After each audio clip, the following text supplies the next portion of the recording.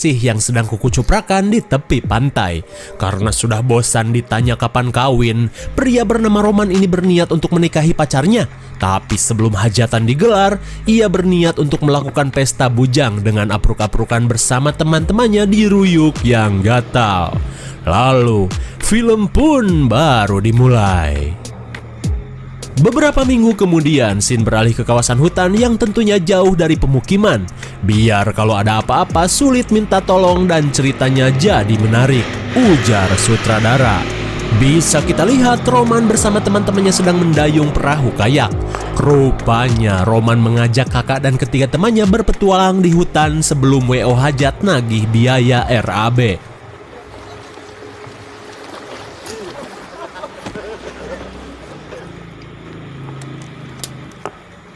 Setelah puas kukucuprakan, mereka pun menghangatkan diri dengan siduru di depan api unggun. Lalu tiba-tiba,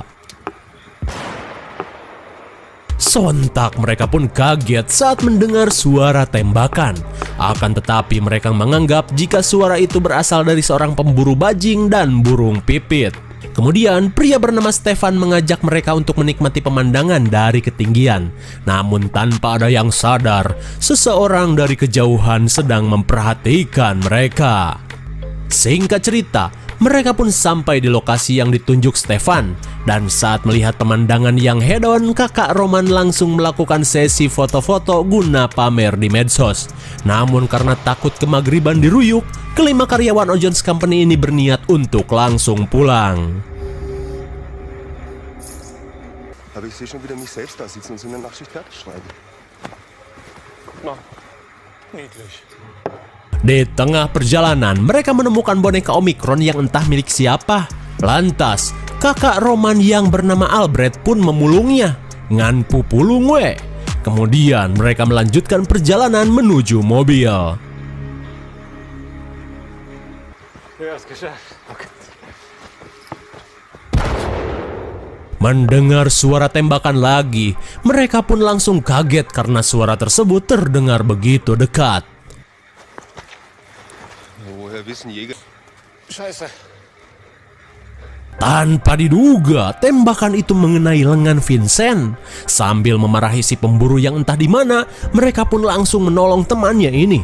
Selang beberapa saat, Albert mengajak teman-temannya untuk segera menuju rumah sakit.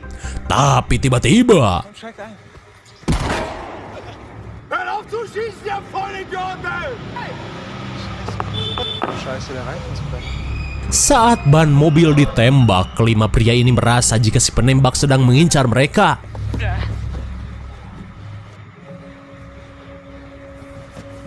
Di tengah ketakutan, mereka tidak mengerti dengan kelakuan si penembak misterius ini.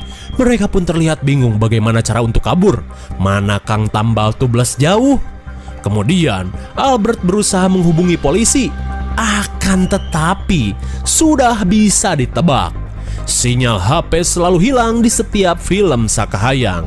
Lalu, Albert mengajak mereka untuk memaksakan mobil meskipun ban vulkanisirannya kempes.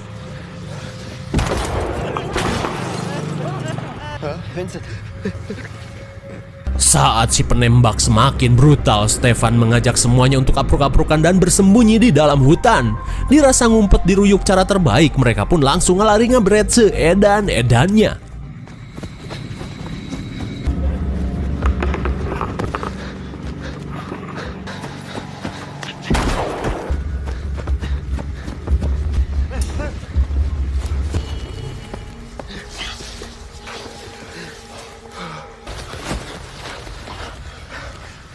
Setibanya di dalam hutan, Roman terlihat syok karena hampir moka demi smartphone burik milik kakaknya.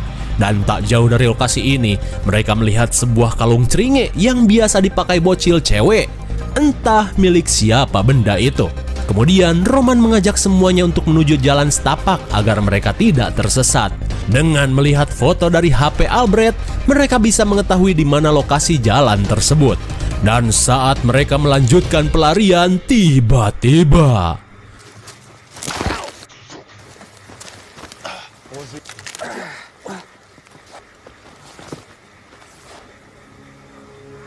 tanpa diduga, ceker Albert terluka akibat jebakan. namun luka tersebut tidak akan menghentikannya apruk-aprukan bersama yang lain.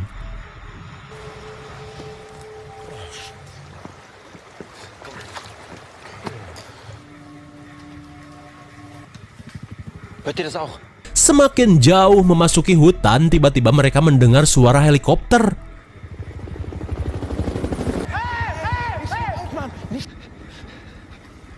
Sontak mereka pun memarahi Vincent yang malah teriak-teriak seperti bocil minta bansos, karena bisa saja hal itu membuat si penembak mengetahui keberadaan mereka.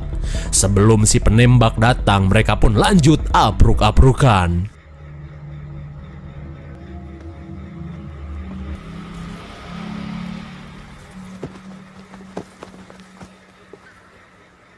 Saat berada di dekat danau, mereka melihat seorang wanita sedang berdiri sendirian.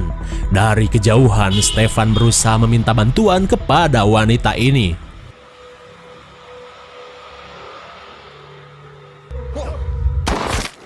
Semua orang pun syok parah saat wanita itu nge-headshot Stefan sampai jebol.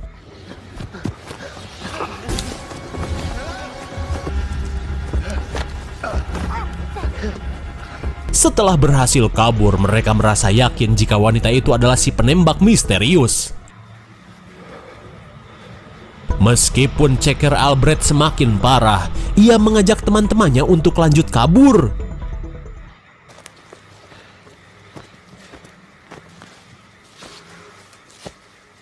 Akhirnya, mereka berhasil menemukan jalanan hutan dan langsung mencari bantuan.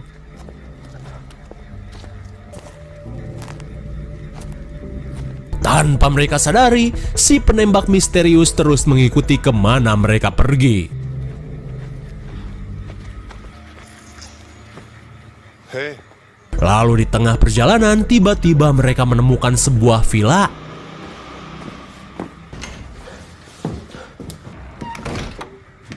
Setelah dicek, ternyata tempat ini adalah Ojon's Cafe cabang Ruyuk yang dijaga oleh seorang pelayan yang biasa saja. Lalu Albrecht langsung meminjam telepon sambil menceritakan apa yang sedang mereka alami. Wanita ini pun menceritakan jika di musim dingin seperti ini banyak pemburu yang menghilang secara misterius, dan kasus-kasus itu masih belum terungkap sampai sekarang. Dan tak lama kemudian, panggilan yang dilakukan Albrecht tersambung ke kantor polsek. Tapi tiba-tiba, tanpa diduga, si penembak kopet menjedor si pelayan sampai moka dari jarak jauh. GG sekali. Terlihat Albrecht dan yang lain pun panik karena wanita misterius itu berhasil menemukan mereka. Wo ist Vincent? Betapa syoknya mereka saat Vincent Sue terkena tembakan lagi hingga membuatnya sekarat.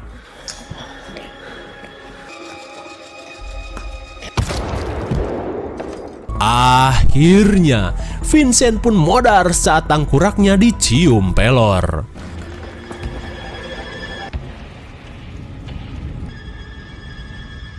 Setelah apruk-aprukan menembus Ruyuk, mereka pun terus berjalan menjauhi kafe. Tapi tak lama kemudian, mereka melihat si kopet cantik sedang berjalan santuy di dalam Ruyuk. Dan seperti yang kita tahu, sesantuy-santuйnya si kopet berjalan, mereka bisa mengejar meski target sudah berlari seedan-edannya. Dan saat mereka terpojok, Peter pun bertanya, "Teteh, punten, aing teh salah apa atuh saya teh gabut?" Tapi daripada menjawab, si kopet cantik malah mempermainkan ketiga buruannya.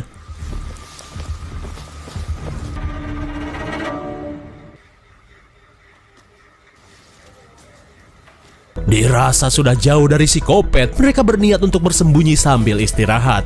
Dan baru saja mereka diam,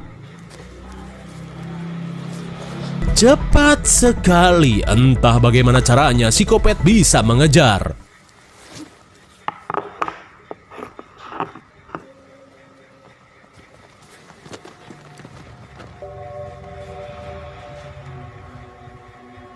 Setelah cukup jauh berjalan, mereka tiba di sebuah pemukiman yang terbengkalai akibat nunggak KPR. Lalu Albrecht beristirahat sambil mengecek luka pada cekernya. Sementara itu, Peter memaksa mereka untuk tetap melanjutkan perjalanan. Bacotan itu pun jelas membuat Roman kesal, karena Peter tidak peduli dengan kondisi kakaknya. Hört auf mit der Scheiße. Weglaufen. Hm? Selbst zu belügen. Di tengah kekesalannya, Peter berkata jika Roman harus menjauhi Albrecht. Entah apa maksudnya. Lalu, Peter akhirnya pergi untuk melanjutkan pelarian meskipun sendirian. Sementara itu, Roman penasaran dengan perkataan Peter yang seperti menyimpan rahasia. Akan tetapi, Albrecht berusaha menjelaskan jika itu cuma uring-uringan Peter saja. Setelah keadaan tenang, Roman melihat-lihat keadaan pemukiman ini.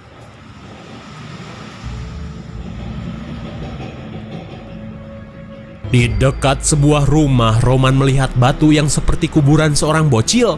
Kemudian ia langsung masuk ke dalam rumah yang tidak terkunci ini. Saat berada di dalam ruangan, Roman menemukan laptop yang masih menyala. Dari dalam laptop tersebut, Roman melihat rekaman sekelompok pemburu yang sedang abok-abokan.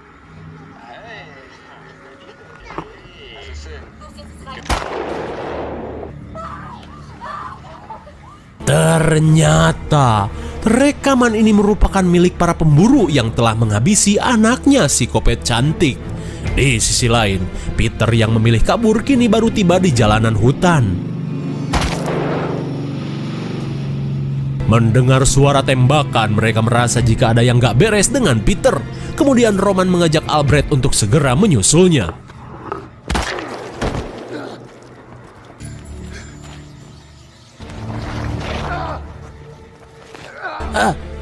Ampun teh, emang salah aing teh apa? Tapi pertanyaan itu malah dijawab Pelor.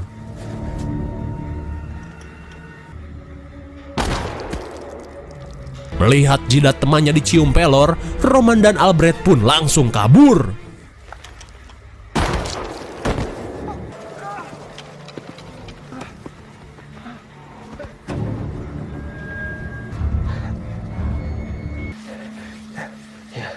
Setelah berhasil lolos, Albrecht merasakan ngilu bercampur nyut-nyutan akibat luka tembak di dadanya. Ketika Albrecht pingsan, Roman mengambil HP Albrecht untuk meminta bantuan.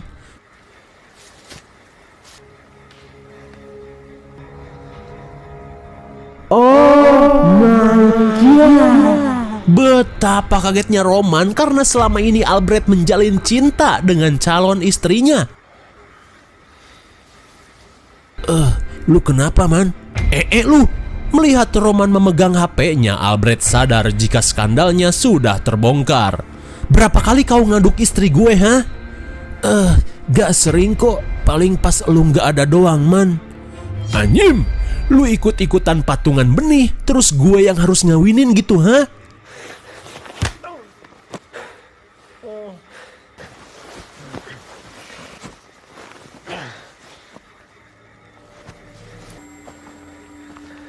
Melihat psikopat cantik lewat, Roman mengambil boneka Omikron yang dibawa Albrecht.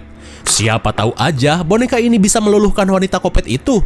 Sesaat sebelum pergi, meski pacarnya dimakan sang kakak, Roman berusaha sabar dengan membalut luka tembak di kakaknya ini. Kemudian, Roman bergegas mengikuti kemana psikopat cantik itu pergi. Tapi bukannya ketemu, Roman malah menemukan sebuah goa.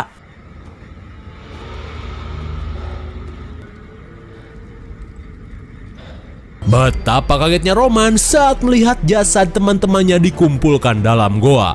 Saat melihat tangga keluar, Roman langsung melanjutkan pencarian.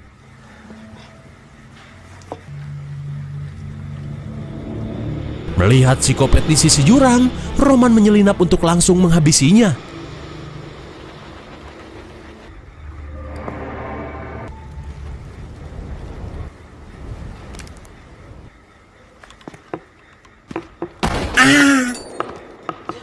Ampun teh, sudahlah, ikhlasin aja anakmu yang tewas. Kalau teteh kangen nih boneka Omikron si dede. Melihat boneka milik anaknya, psikopat glowing ini pun seolah terpaku.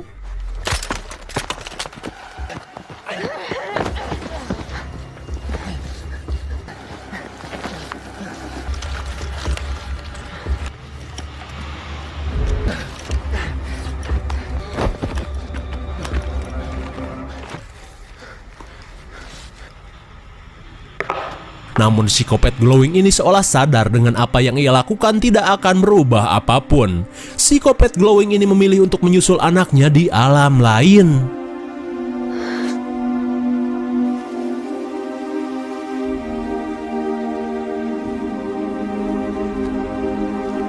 Akhirnya, psikopat jandanan cantik ini memilih untuk turu di gawir daripada kawin lagi dan bereproduksi. Sungguh naas. Roman pun menyesal, andaikan si teteh ini waras, mungkin teteh ini akan menggantikan calon istrinya yang sudah direbut sang kakak. Lalu, film pun sudah berakhir. Bagaimana? Sangat menegangkan sekali bukan? Berawal dari kelakuan para pemburu edan, seorang anak janda kesepian pun tewas tanpa alasan jelas. Parahnya lagi, para pemburu itu berhasil kabur dan meninggalkan si wanita begitu saja. Keadaan itu pun jelas membuat wanita tersebut menyimpan dendam yang tidak tersalurkan.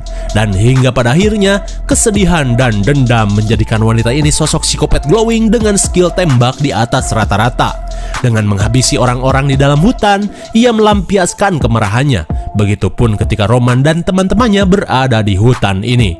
Namun di akhir cerita, psikopat ini sadar jika apa yang ia lakukan tidak akan merubah apapun. Roman pun berusaha menyadarkan psikopat cantik.